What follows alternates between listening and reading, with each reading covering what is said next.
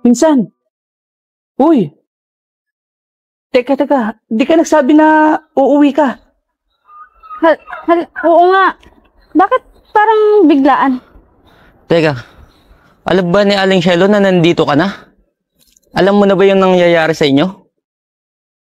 Di ba sinabi ni Kuya Dan na may malubhan sakit daw si nanay? Kaya napaaga ako ng uwi.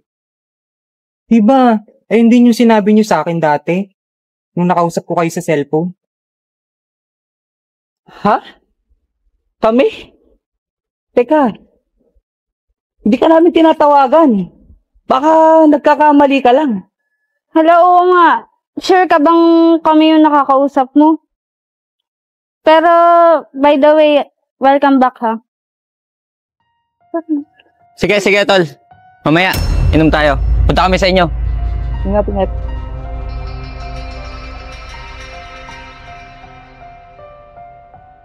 Hello, anak. Anak, please. Tulungan mo ako. Sinasaktan ako ni Jason at ni Dan. Magpadala ka ng pera papagamot ko. Awa ka, anak, please. Sige po, Nay.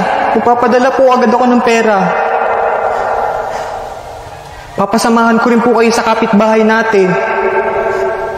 Umanda yung dalawang yan. Magpapatawag din po ako ng pulis, Nay. Ay, naku, wag na. Okay na. Basta, magpadala ka na lang ng pera. Baka mapasama ka pa sa kanila. Oo, anak. Please.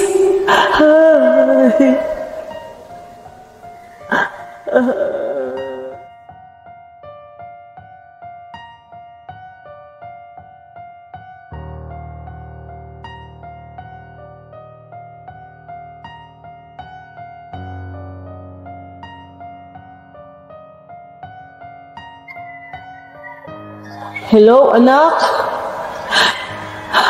Anak? Ano ba na ang sakit ko? Kailangan ko ng malaking pera papagamot.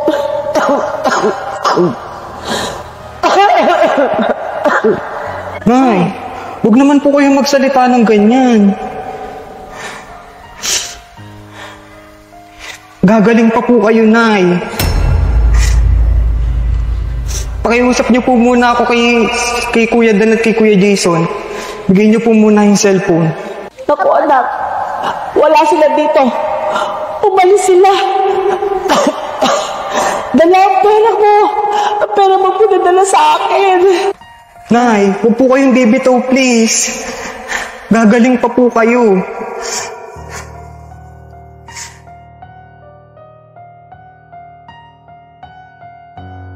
Naku, kuya, ano ba ito nangyayari? Kinakabahan ako Alam na ni Kevin. Kaya nga, kuya. Bakit kasi pati tayo nakisali dyan? Pwede ba tumigil nga kayong dalawa? Lalo ako natataranta sa inyo eh. Umayos kayo. Eh kuya, paano kung... Paano kung ano? Palayasin si Dan. Palayasin si Jason. Pabayaan mo, ayaw mo. Mas mabuti na rin yun. Kuya, baka masisi pa tayo. Hindi. Hindi pwede. Wala tayong alam dyan. Tara nga, punta na natin.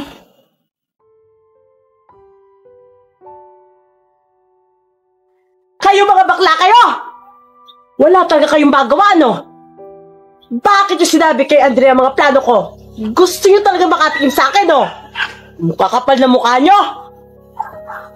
Chang! Mali na ito ginagawa nyo! Itigil nyo na kasi yung pagsusugal nyo, yan bisyo nyo na pagsusugal! Wala kang pakialam! Sarili nyong anak, niloloko nyo? Nandabay pa kayo ng ibang tao, wala ka alam-alam! Oo nga, Chang.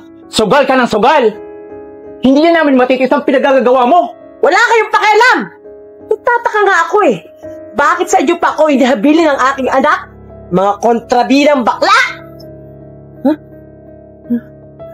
Mga wala kayong utak! May utak po sila, Nay. Ang dami kong gustong sabihin sa inyo pero di ko magawa. Kasi nanay ko kayo. Pero ito, sobra-sobra na, Nay. Anak, kayaan mo muna ako magpaliwanag. Ano kasi sinungalingan na naman ang sasabihin mo, Nay? Idadahilan mo na naman sina Andrea? Para kunwari may kakampi ka? Anong nangyayari sa inyo, Chang? Pinagmumukha mo kaming masama sa harap ni Kevin. Ano, para makahingi ka ng pera? Saka nung isang araw, kitang-kita ko, ginamit mo pa yung cellphone mo. Nag-message ka sa kanya, di ba? At ginamit mo ang pangalan ni Andrea. Tama ba yun? Hindi na tama yung pinagagawa niyo, Chang. Malalamat ni Kevin yung mga pinagagawa niyo. Tandaan niyo yan.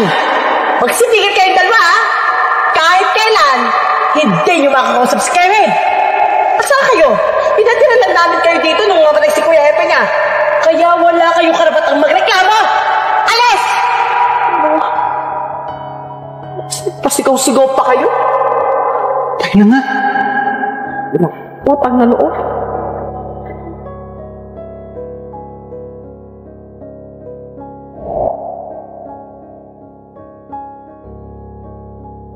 Alam ko na, akin na yung cellphone. Tatawag ko si Kevin.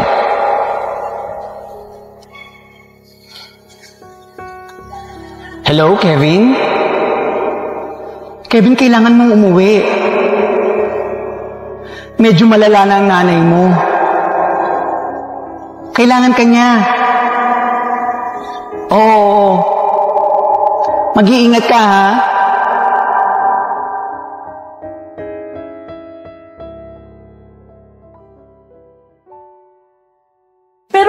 Pero sila Andrea talagang ang nagsabi sa'yo, hindi ako. Sila talaga humingi ng pera sa'yo. Tama na ho, Aling Cielo! Hindi na ako papayag na gamitin mo pa yung mga kapatid ko. Alam nyo, ni minsan, hindi ko kayo tinulungan sa mga maling ginagawa nyo. Kaya pwede ba, huwag nyo kaming idamay?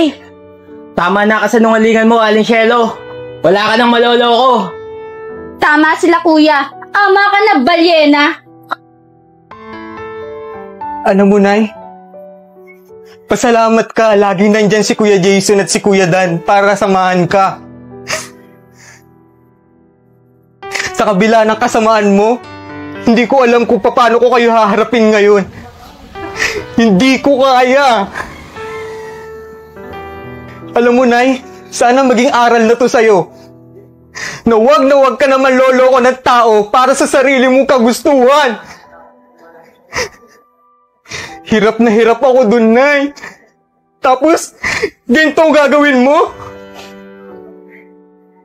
Alam nyo, baka kung magkasakit kayo ng totoo, baka wala nang maniwala sa inyo, Nay. Napakasinungaling ninyo. Sige na, Kuya Dan at Kuya Jason, umalis na kayo. Papadala ko na lamang yung pera para makapagsimula po kayo ulit. Kuya Christian, Andrea, Jello, pasensya na kayo sa nanay ko. Sige, una na kami. Anak, simula ulit tayo. Magsimula kang mag-isa, Nay. Babalik na ako sa abroad dahil hindi ko na kayang magtagal dito. Pasensya na kayo, Nay. May trabahong nag-aantay sa akin doon. Mag-iingat kayo dito. Oh.